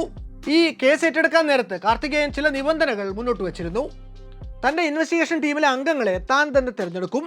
അതുപോലെ ഒരു തരത്തിലുള്ള പൊളിറ്റിക്കൽ പ്രഷറും അന്വേഷണത്തിനിടയ്ക്ക് തൻ്റെ ടീമിന് നേർക്ക് വരാൻ പാടില്ല. ഇങ്ങനെയുള്ള ചില നിബന്ധനകളുടെ പുറത്ത് ഈ കേസ് ഏറ്റെടുക്കുന്ന കാർത്തികേയൻ കേസന്വേഷണം ഏകോപിപ്പിക്കാൻ വേണ്ടി അടുത്ത വിമാനത്തിൽ തന്നെ ഹൈദരാബാദിൽ നിന്ന് മദ്രാസിലേക്ക് എത്തിച്ചേരുന്നു. അവിടെ ഒരു സർക്കാർ ഉദ്യോഗസ്ഥൻ അദ്ദേഹത്തെ ആ സ്പെഷ്യൽ ഇൻവെസ്റ്റിഗേഷൻ ടീമിന് വേണ്ടി സംസ്ഥാന ഗവൺമെൻറ്റിൽ നിന്ന് അനുവദിക്കപ്പെട്ടിട്ടുള്ള ആസ്ഥാന കെട്ടിടമായ മല്ലികയിലേക്ക് കൂട്ടിക്കൊണ്ടുപോകുന്നു. അവിടെ എത്തിയ ശേഷം ആ ഉദ്യോഗസ്ഥൻ പറഞ്ഞാണ് കാർത്തികേയൻ ഒരു സത്യം അറിയുന്നത്. അതൊരു എരണം കെട്ട ബിൽഡിംഗ് ആണ്. ഈ കെട്ടിടം ഒട്ടും ഭാഗ്യമില്ലാത്ത ഒന്നാണ്. ഇവിടെ പ്രവർത്തിച്ച ഒന്നും തന്നെ ഇതുവരെ വിജയിച്ചിട്ടില്ല സർ എന്നാണ് അദ്ദേഹത്തിനെ കൂട്ടുചെന്ന ഉദ്യോഗസ്ഥൻ നെടുവീർപ്പിട്ടുകൊണ്ട് പറയുന്നത്. ഇതിന് മറുപടിയായിട്ട് കാർത്തികേയൻ പറയുന്നത് ഞങ്ങളുടെ ഈ ജോലിയിൽ ഭാഗ്യത്തിന് ഇടമില്ല എന്നാണ്. അദ്ദേഹം തുടർന്ന് ആത്മകഥം പോലെ ഇത്ര കൂടി പറയുന്നുണ്ട്: the difficult is possible, impossible will take little longer. തുടർന്നുള്ള ദിവസങ്ങളിൽ ഈ മല്ലിക കെട്ടിടത്തിനുള്ളിലേക്ക് കാർത്തികേയൻ ഹാൻഡ് പിക്ക് ചെയ്തെടുത്ത ടീം അംഗങ്ങളും ഒന്നൊന്നായി വന്നെത്തുന്നു. ഇന്ദിരാവധം അന്വേഷിച്ച് പൂർത്തീകരിച്ച പരിചയമുള്ള CBI DIG Amod Kant IPS, Jammu കശ്മീരിൽ മിലിറ്റൻസിനെ ഡീൽ ചെയ്ത് പരിചയമുള്ള CBI DIG Radha Vinod Raju IPS, CBIയുടെ ഏറ്റവും മികച്ച ഇൻട്രോഗേറ്റർമാരിൽ ഒരാളായിട്ടുള്ള DSP രഘുത്തമൻ, ജനറൽ വൈദ്യയുടെ ഘാതകരെ പിടികൂടിയ മിടുക്കനായ officer, Tamil Nadu cadre CBI SP Amit Varma IPS എന്നിങ്ങനെ ആ കേസന്വേഷണത്തിന് ഒന്നിനൊന്ന് മുതൽക്കൂട്ടായിട്ടുള്ള ബ്രില്യൻ്റ് ഓഫീസേഴ്സാണ് അന്ന് കാർത്തികേയൻ്റെ ടീമിന് വേണ്ടി ഫോളിനായത്. അന്ന് കാർത്തികേയൻ തൻ്റെ ടീമംഗങ്ങൾക്ക് ഈ കേസിനെ കുറിച്ച് ഏറെ രസകരമായ ഒരു ഇൻട്രൊഡക്ഷൻ കൊടുക്കുന്നുണ്ട്. നമ്മൾ പല റാങ്കിലുള്ള ഓഫീസർമാരാണ്, പക്ഷേ ഈ കേസിൽ നമുക്ക് ആ മൂപ്പളമ മറന്ന് സഹകരിക്കേണ്ടി വരും. കാരണം ഇത് ഒരു സാധാരണ കേസല്ല. മഹാത്മാഗാന്ധിയും ഇന്ദിരാഗാന്ധിയും ഒക്കെ വധിക്കപ്പെട്ടപ്പോൾ കാര്യങ്ങൾ ഇതിനേക്കാൾ എത്രയോ എളുപ്പമായിരുന്നു. പട്ടാപ്പകൽ എല്ലാവരും നോക്കി നിൽക്കെയാണ് അക്രമികൾ കൊല നടത്തിയത്. സംഭവം നടന്ന ശേഷം ഓടിപ്പോകാതെ കുറ്റമേറ്റെടുക്കുകയും അവർ ചെയ്തിരുന്നു. ഇവിടെ ആരാണ് ഈ സ്ഫോടനത്തിന് പിന്നിൽ എന്ന് പോലും നമുക്കറിയില്ല. പക്ഷേ ഒരു കാര്യമുണ്ട്, കെന്നഡി അസാസിനേഷൻ കേസ് പോലെ പരശതം കോൺസ്പിറസി തിയറികൾക്ക് നമ്മളിതിനെ വിട്ടുകൊടുക്കില്ല. നമ്മളിത് സോൾവ് ചെയ്തിരിക്കും എന്നാണ് കാർത്തികേയൻ പറയുന്നത്. ഈ കേസന്വേഷണത്തിന് തമിഴ്നാട് ഫോറൻസിക് സയൻസസ് ലബോറട്ടറിയിലെ വിദഗ്ധന്മാരുടെ സേവനവും അന്ന് കാർത്തികേയൻ്റെ ടീമിന് ലഭ്യമാക്കപ്പെട്ടിരുന്നു. TNFSL ചീഫ് ഡോക്ടർ P ചന്ദ്രശേഖരന്റെ നേതൃത്വത്തിൽ സ്ഫോടനം നടന്ന സ്ഥലം അരിച്ചുപെറുക്കുന്ന ഫോറൻസിക് ടീം അവിടെ നിന്ന് നിരവധി തെളിവുകൾ ശേഖരിക്കുന്നു. തമിഴ്നാട് ഫോറൻസിക് സയൻസസ് ലാബിലെ ഉദ്യോഗസ്ഥർ സ്ഫോടന വിവരം അറിഞ്ഞ ലൊക്കേഷനിൽ എത്തുന്നതിന് മുമ്പ് തന്നെ ആ ക്രൈം സീൻ കോംപ്രമൈസ് ചെയ്യപ്പെട്ട് കഴിഞ്ഞിരുന്നു. തമിഴ്നാട് ലോക്കൽ പോലീസിലെ ഉദ്യോഗസ്ഥർ അവിടെ ചിതറിത്തെറിച്ച് കിടന്നിരുന്ന വസ്തുക്കൾ പലതും യാതൊരു പ്രൊസീജിയറും പാലിക്കാതെ നുള്ളിപ്പെറുക്കി എടുത്തുകൊണ്ടിരിക്കുന്നതിനിടയിലാണ് FSL ടീം അവിടെ എത്തുന്നതും ക്രൈം സീൻ അവരുടെ നിയന്ത്രണത്തിലേക്ക് എടുക്കുന്നതും. പക്ഷെ അപ്പോഴേക്കും എവിഡൻസ് പലതും ടാമ്പർ ചെയ്യപ്പെട്ട് കഴിഞ്ഞിരുന്നു. ശേഷം ബാക്കിയുണ്ടായിരുന്ന തെളിവുകൾ ശേഖരിച്ച് ഏകോപിപ്പിച്ച് വിശകലനം ചെയ്താണ് ആ സ്ഫോടനത്തെ റീകൺസ്ട്രക്ട് ചെയ്തെടുക്കാൻ ഫോറൻസിക് ടീമിന് ഒടുവിൽ സാധിക്കുന്നത്. ഈ സ്ഫോടനത്തെ അതിജീവിച്ചവരിൽ പലരും സ്ഫോടനം നടക്കുന്ന സ്പോട്ടിൽ നിന്ന് സാമാന്യം ദൂരെയായിരുന്നു. അതുകൊണ്ട് തന്നെ അവർ അവിടെ നടന്നത് കൃത്യമായിട്ട് കണ്ടിട്ടില്ല. സംഭവങ്ങൾ കൃത്യമായി കണ്ടിട്ടുണ്ടാവാൻ സാധ്യതയുള്ള 15 പേർ രാജീവ് ഗാന്ധിയോടൊപ്പം കൊല്ലപ്പെട്ടു കഴിഞ്ഞു. അന്ന് ആ സ്റ്റേജിന് മുന്നിലെ സ്ത്രീകളുടെ സുരക്ഷാ ചുമതല ഉണ്ടായിരുന്ന സബ് ഇൻസ്പെക്ടർ അനസൂയ ഒരുപക്ഷെ എല്ലാം കൃത്യമായി കണ്ടിട്ടുണ്ടാവും. അവരാകട്ടെ സ്ഫോടനത്തിൽ ഗുരുതരമായ പരിക്കുകളേറ്റ് അബോധാവസ്ഥയിൽ തുടരുകയാണ്. കാര്യമായ തെളിവുകൾ ഒന്നും തന്നെ അവശേഷിച്ചിട്ടില്ലാത്ത ഒരു പെർഫെക്റ്റ് ക്രൈമാണ് നടന്നിട്ടുള്ളത് എന്ന് തുടക്കത്തിൽ അന്വേഷണ സംഘത്തിന് തോന്നിയിരുന്നു. എന്നാൽ ആ പെർഫെക്റ്റ് ക്രൈമിനെ പൊളിച്ചെടുക്കാൻ പോകുന്ന ചില നിർണായക തെളിവുകൾ ഇനിയും വരാനിരിക്കുന്നതേ ഉണ്ടായിരുന്നുള്ളൂ. ബ്ലാസ്റ്റ് നടന്ന സൈറ്റിൽ നിന്ന് കിട്ടിയ ആർട്ടിക്കിളുകൾ പരിശോധിക്കുന്നതിനിടയിലാണ് TNFSL മേധാവി ഡോക്ടർ ചന്ദ്രശേഖരന്റെ മുന്നിൽ അന്നേ ദിവസം പുറത്തിറങ്ങിയ ഒരു തമിഴ് പത്രത്തിൽ വന്ന മൃതദേഹങ്ങളുടെ ഒരു ഫോട്ടോ പെടുന്നത്. അതിലേക്ക് വെറുതെ ഒന്ന് നോക്കിയ അദ്ദേഹത്തിന് ആ ചിത്രത്തിൽ ഒരു ക്യാമറ കാണാനായി. ലാബിന് അതുവരെ കിട്ടിയ എവിഡൻസുകളുടെ കൂട്ടത്തിൽ പക്ഷേ അങ്ങനെ ഒരു ക്യാമറ ഉണ്ടായിരുന്നില്ല. അത് പോലീസ് ടീമിൽ തന്നെയുള്ള മറ്റാരോ തെളിവ് ശേഖരിച്ച കൂട്ടത്തിൽ ചിലപ്പോൾ കളക്ട് ചെയ്തിട്ടുണ്ടാകുമെന്ന് ഡോക്ടർ ഊഹിച്ചു. ആ ചിത്രത്തിൽ മരിച്ചു കിടന്നിരുന്നത് 2 പേരാണ്. ഒന്ന് ടീനേജ് പ്രായത്തിലുള്ള ഒരു പെൺകുട്ടി, പിന്നെ കാഴ്ചയിൽ ഏതാണ്ട് 10-25 വയസ്സ് പ്രായം തോന്നിക്കുന്ന ഒരു യുവാവ്. ആ 2 പേരുടെയും മൃതദേഹങ്ങൾ തേടി ഡോക്ടർ ചന്ദ്രശേഖരൻ തൻ്റെ സഹായിക്കൊപ്പം ചെന്നൈ ജനറൽ ആശുപത്രിയിൽ എത്തിച്ചേരുന്നു. അപ്പോഴേക്കും പോലീസ് മൃതദേഹങ്ങൾ ഏതാണ്ട് എല്ലാം തന്നെ തിരിച്ചറിഞ്ഞ് നമ്പർ ഇട്ട് വെച്ച് കഴിഞ്ഞിരുന്നു.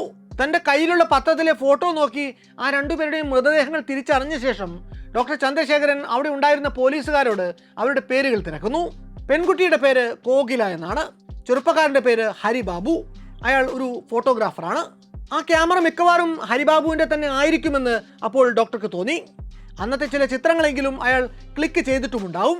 പക്ഷേ ആ ക്യാമറ ഇപ്പോൾ എവിടെയാണ്? ആ ചോദ്യം അപ്പോഴും ഡോക്ടർ ചന്ദ്രശേഖരന് മുന്നിൽ ഉത്തരം കിട്ടാതെ അവശേഷിച്ചു. ബോംബ് ബ്ലാസ്റ്റ് കഴിഞ്ഞപാടെ രാജീവ് ഗാന്ധിയുടെ മൃതദേഹം കാണാനിടയായ ഫോറൻസിക് ചീഫ് ഡോക്ടർ ചന്ദ്രശേഖരൻ ഒരു കാര്യം ശ്രദ്ധിച്ചിരുന്നു. പരിക്കുകൾ നിരവധി ഉണ്ടെങ്കിലും രാജീവിന്റെ ശരീരം അങ്ങനെ ചിന്നിച്ചിതറിയിട്ടില്ല.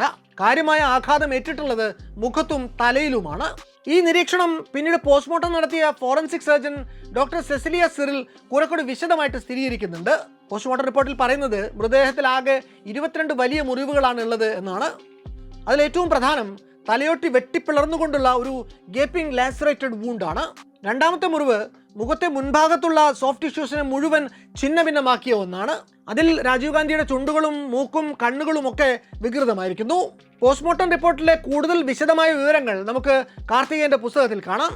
രാജീവ് ഗാന്ധിയുടെ മുഖത്തു നിന്നുള്ള ബോൺ ഫ്രാഗ്മെന്റുകൾ 100 മീറ്റർ അകലിൽ നിന്ന് വരെ ഫോറൻസിക് ടീമിന് കണ്ടുകിട്ടി.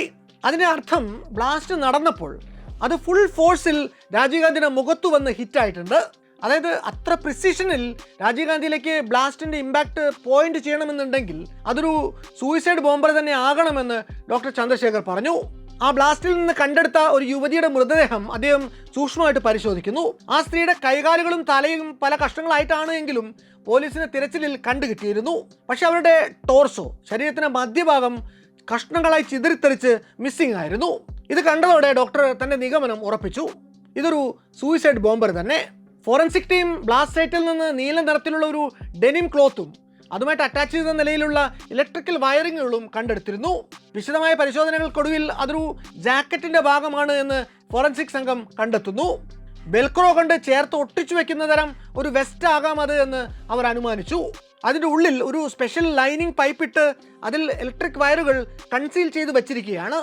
ഇതേ ജാക്കറ്റിൽ നിന്ന് തന്നെ ഫോറൻസിക് വിദഗ്ധർക്ക് ഓറഞ്ച്, പച്ച നിറങ്ങളിലുള്ള തുണിയുടെ നാരുകളും കിട്ടുന്നു. ഒപ്പം ഒരു സ്ത്രീയുടെ ബ്രായുടെ അവശിഷ്ടങ്ങളും അതിൽ പറ്റിപ്പിടിച്ചിരുന്നു. നേരത്തെ കിട്ടിയ ടോർസോ മിസ്സിംഗ് ആയിട്ടുള്ള സ്ത്രീയുടെ ജഡത്തിൽ നിന്ന് കണ്ടെടുത്ത വസ്ത്രാവശിഷ്ടങ്ങളും ഈ തുണിയുടെ അവശിഷ്ടങ്ങളും തമ്മിൽ മാച്ച് ചെയ്ത് നോക്കിയപ്പോൾ ഈ സ്ത്രീ തന്നെയാണ് സൂയിസൈഡ് വെസ്റ്റ് ധരിച്ച കൊലയാളി എന്ന് ടീമിന് ബോധ്യപ്പെട്ടു. അരയിൽ ബെൽറ്റ് പോലെ ധരിക്കുന്ന ഒരുതരം ബോംബാണ് ഇവർ ഉപയോഗിച്ചിട്ടുള്ളത്. വലത്തെ കൈ കൊണ്ട് അതിൻ്റെ സ്വിച്ച് ഡിറ്റനേറ്റ് ചെയ്തപ്പോൾ ആ കൈയും ബെൽറ്റ് ധരിച്ചിരുന്ന ടോർസോ പോർഷനും ഒരുപോലെ ചിന്നി ചിതറി തെറിച്ചു പോവുകയാണ് ഉണ്ടായിട്ടുള്ളത് എന്ന് ഫോറൻസിക് സംഘം അനുമാനിക്കുന്നു. ഫോറൻസിക് ടീമിന് അതേ സൈറ്റിൽ നിന്ന് തന്നെ നൂറുകണക്കിന് മെറ്റാലിക് പെല്ലറ്റുകളും ഒരു 9 വോൾട്ട് ഗോൾഡൻ പവർ ബാറ്ററിയുടെ അവശിഷ്ടങ്ങളും ഇലക്ട്രിക്കൽ ഡിറ്റനേറ്ററിൻ്റെ വെള്ള ലെഗ് വയറുകളും ഒരു ക്രിമ്പിംഗ് കണക്ടറും 2 ടോഗിൾ സ്വിച്ചുകളും കൂടി കിട്ടുന്നു. മരിച്ചവരുടെയും പരിക്കേറ്റവരുടെയും ശരീരത്തിൽ നിന്നുകൂടി ഇതേ പെല്ലറ്റുകൾ കണ്ടെടുക്കപ്പെട്ടിരുന്നു. അവിടെ നിന്ന് കിട്ടിയ മൃതദേഹങ്ങളിലും കണ്ടെടുക്കപ്പെട്ട വസ്തുക്കളിലും നടത്തിയ രാസപരിശോധനയിൽ മറ്റൊരു വസ്തുവിൻ്റെ സാന്നിധ്യം കൂടി സ്ഥിരീകരിക്കപ്പെടുന്നു, RDX എന്ന മാരകമായ പ്ലാസ്റ്റിക് എക്സ്പ്ലോസീവ്. ഇത്രയും ആയപ്പോഴേക്കും ഫോറൻസിക് ചീഫ് ഡോക്ടർ ചന്ദ്രശേഖറിന് മുന്നിൽ ചിത്രം പതുക്കെ തെളിഞ്ഞു വന്നു തുടങ്ങി. ഒരു IED അഥവാ ഇംപ്രൂവൈസ്ഡ് എക്സ്പ്ലോസീവ് ആണ് ബോംബർ ഉപയോഗിച്ചിട്ടുള്ളത്. 2 മില്ലിമീറ്റർ വ്യാസമുള്ള 10,000-ഓളം വരുന്ന മെറ്റാലിക് പെല്ലറ്റുകളെ ഒരു RDX സ്ലാബിനോട് ചേർത്ത് വെച്ച് ഇലക്ട്രിക് ഡിറ്റനേറ്ററുകൾ ഒരു 9 വോൾട്ട് ഗോൾഡ് പവർ ബാറ്ററിയോട് ഘടിപ്പിച്ച് 2 ടോഗിൾ സ്വിച്ചുകൾ വഴി അതിനെ നിയന്ത്രിച്ചിരിക്കുകയാണ്. ആദ്യത്തെ സ്വിച്ച് ബോംബിനെ ആം ചെയ്യാനും രണ്ടാമത്തേത് അതിനെ ഡിറ്റനേറ്റ് ചെയ്യാനും. കൊലയാളി ആദ്യത്തെ സ്വിച്ച് രാജീവ് ഗാന്ധിയുടെ തൊട്ടടുത്ത് എത്തിയപ്പോഴും രണ്ടാമത്തേത് നേർക്കുനേർ വന്നപ്പോഴും അമർത്തി കാണുമെന്നും ഫോറൻസിക് ടീം അനുമാനിക്കുന്നു. ഇതുവരെ വ്യക്തമായിരിക്കുന്നത് ഇത്രയുമാണ്. നടന്നിരിക്കുന്നത് ഒരു ചാവേർ ബോംബാക്രമണമാണ്. അത് ചെയ്തിട്ടുള്ളത് ഓറഞ്ചും പച്ചയും നിറമുള്ള വസ്ത്രം ധരിച്ചെത്തിയ, അതിനുള്ളിൽ നീല ഡെനിം സൂയിസൈഡ് വെസ്റ്റ് ധരിച്ച ഒരു യുവതിയാണ് എന്നതും വ്യക്തമാണ്. ആ യുവതി ആരാണ് അവരെ രാജീവ് ഗാന്ധി വധിക്കാൻ പറഞ്ഞു വിട്ടത് എന്നീ കാര്യങ്ങളിൽ അപ്പോഴും ക്ലാരിറ്റി ഇല്ല. ഈ ഘട്ടത്തിലാണ് ഭാഗ്യം അന്വേഷണ സംഘത്തെ പിന്തുണയ്ക്കുന്നത്. അത്രയും നേരം അവരുടെ മുന്നിൽ വരാതിരുന്ന ആ ക്യാമറ അപ്പോഴേക്കും അവരുടെ മുന്നിലെത്തി. സ്ഫോടനം നടന്ന ഉടനെ ഉണ്ടായ ക്രൈംബ്രാഞ്ചിൻ്റെ തെളിവ് ശേഖരണത്തിൽ അവർ കളക്ട് ചെയ്ത് സൂക്ഷിച്ചിരുന്ന ആ ചിനോൺ ക്യാമറ IG രാഘവന്റെ നിർദ്ദേശപ്രകാരം സ്റ്റേറ്റ് ക്രൈംബ്രാഞ്ചിലെ ഒരു ഉദ്യോഗസ്ഥൻ മെയ് 23 വൈകുന്നേരത്തോടെ ഫോറൻസിക് ലാബിൽ എത്തിക്കുന്നു. അവർ ആ ക്യാമറയിലെ ഫിലിം ഡെവലപ്പ് ചെയ്തെടുക്കുകയും ചെയ്തു. 10 ചിത്രങ്ങളാണ് ആ ക്യാമറയിൽ ഉണ്ടായിരുന്നത്. ലാബിലെ ടെക്നീഷ്യൻ ഈ 10 ഫോട്ടോകളുടെയും പ്രിന്റ് ഒരു സീൽഡ് കവറിലിട്ട് സുരക്ഷിതമായിട്ടാണ് ഫോറൻസിക് ലാബിനുള്ളിൽ സൂക്ഷിച്ചിരുന്നത്. അതിൻ്റെ ഒരു കോപ്പി അന്ന് അവർ സ്പെഷ്യൽ ഇൻവെസ്റ്റിഗേഷൻ ടീമിനും കൈമാറി.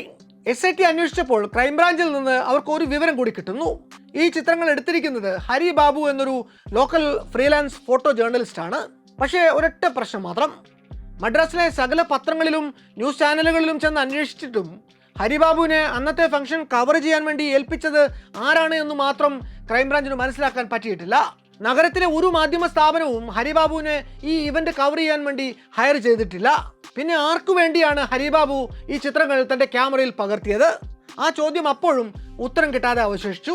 ഈ 10 ഫോട്ടോഗ്രാഫുകളുടെ കൂട്ടത്തിൽ ഒരെണ്ണം എല്ലാവരുടെയും ശ്രദ്ധ ആകർഷിച്ചു. അത് ഇന്നും ജനങ്ങളുടെ മനസ്സിൽ ആഴത്തിൽ പതിഞ്ഞു കിടക്കുന്ന ഒന്നാണ്. അക്ഷമമായ മുഖത്തോടെ നിൽക്കുന്ന ഒരു ടീനേജ് പെൺകുട്ടി. അവൾക്കരികിൽ കയ്യിലൊരു ചന്ദനഹാരവും ഏന്തിക്കൊണ്ട് നിർമ്മമയായിട്ട് നിൽക്കുന്ന ഓറഞ്ചും പച്ചയും സൽവർ കമ്മീസ് ധരിച്ച ഒരു കണ്ണടക്കാരി. അവരുടെ തൊട്ടപ്പുറത്തായി സാരി ധരിച്ച ഒരു മധ്യവയസ്ക.